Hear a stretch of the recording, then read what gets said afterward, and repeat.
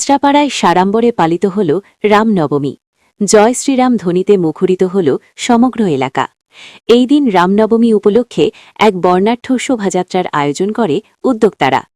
এই দিনের শোভাযাত্রা কাঁচরাপাড়া থানার মোড় থেকে শুরু হয়ে কলেজ মোড় এবং পরে সার্কাস ময়দানে গিয়ে সমাপ্ত হয়। এই দিনের শোভাযাত্রায় উপস্থিত ছিলেন কাঁচরাপাড়া পৌরসভার চেয়ারম্যান সহ একাধিক পৌর পরিষদ।